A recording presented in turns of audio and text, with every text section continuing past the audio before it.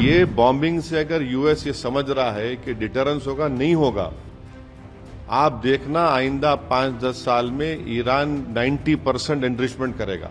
इसीलिए पाकिस्तान ने Nobel peace prize के लिए कहा था, और इसीलिए क्या उनका जो जनरल था जाकर ट्रंप के पास बैठकर खाना खाया था। पाकिस्तान के देखिए, पाकिस्तान ने फॉर्मल कहा ना कि हम ट्रंप के लिए नोबेल पीस प्राइज बोलेंगे, तो क्या इन्होंने इसीलिए कहा था, इसीलिए कहा कि उनको नोबेल पीस प्राइज मिलना चाहिए इस आदमी को, इस प्रेसिडेंट को, जिसने अपने ही देश के संविधान का वायलेशन किया, यूनाइटेड नेशन चार्टर का वायलेशन किया, इंटरनेशनल लॉ का वायलेशन किया। जो आज यूनाइटेड स्टेट्स ने जो बॉम्बिंग की है वो इंटरनेशनल लॉ का वायलेशन है, वो यूनाइटेड नेशंस के चार्टर का वायलेशन है, एनपीटी का वायलेशन है, और खुद यूनाइटेड स्टेट्स का जो उनका संविधान है यूएस का कि बगैर कांग्रेशनल परमिशन के वो जंग नहीं कर सकते या बॉम्बिंग, उन्होंने उसका वायलेशन किया। और उन्हीं का इंटेलिजेंस डिपार्टमेंट, यूएस का इंटेलिजेंस डिपार्टमेंट ने कहा कि ईरान तो न्यूक्लियर वॉरहेड वेपन्स के करीब नहीं था। तुलसी गबार्ड का स्टेटमेंट है। ये सिर्फ एक फसाड क्रिएट किया गया।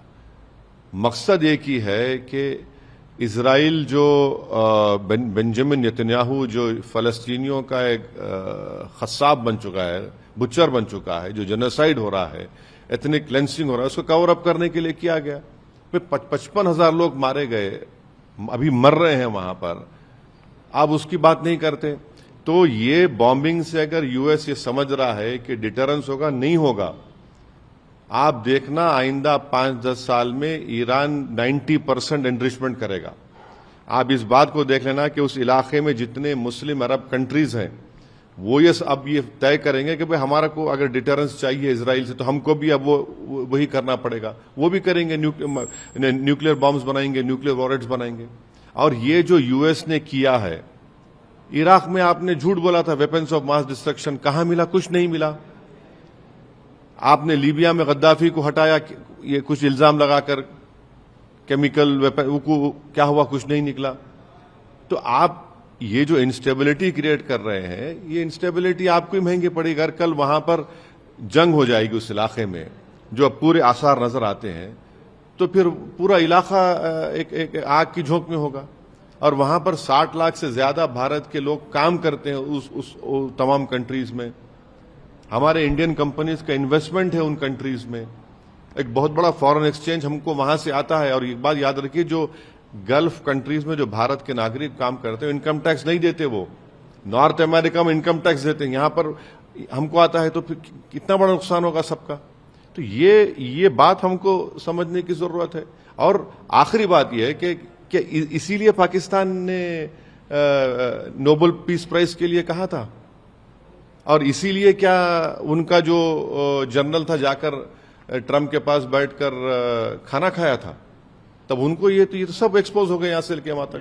पाकिस्तानी मुस्लिम अवाम को नहीं, पाकिस्तान के देखिए, पाकिस्तान ने फॉर्मल कहा ना कि हम ट्रंप के लिए नोबेल पीस प्राइज बोलेंगे, तो क्या इन्होंने इसीलिए कहा था, इसीलिए कहा कि उनको नोबेल पीस प्राइज मिलना चाहिए इस आदमी को, इस प्रेसिडेंट को, जिसने अपने ही देश के संविधान का वायलेशन किया, यूनाइटेड नेशन चार्टर का वायलेशन किया, इंटरनेशनल लॉ का वायलेशन किया, एनपीटी का वायलेशन किया।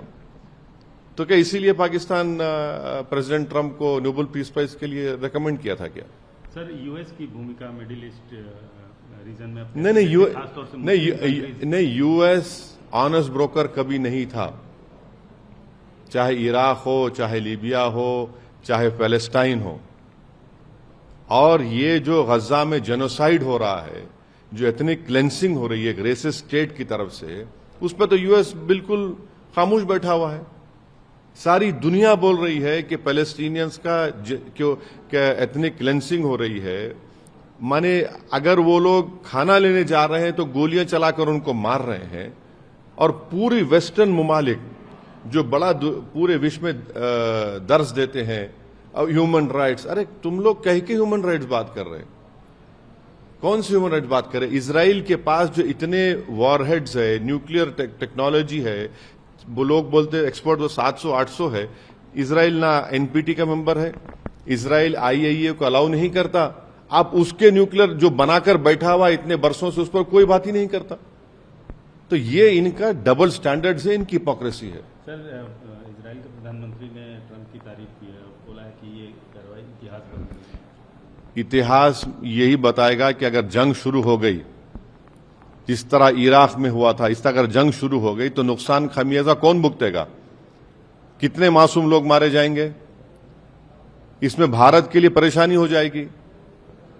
ये नहीं तो इतिहास ये जरूर लिखेगा कि बेंजामिन नेतन्याहू फलस्तीनियों का बुचर था, जिसने गज्जा में 55,000 फलस्तीनियों को उनका जेनोसाइड किया, एथनिक क्लेंसिंग कर रहा है। वो तारीख में जरूर लिखा जाएगा। Subscribe to One India and never miss an update. Download the One India app now.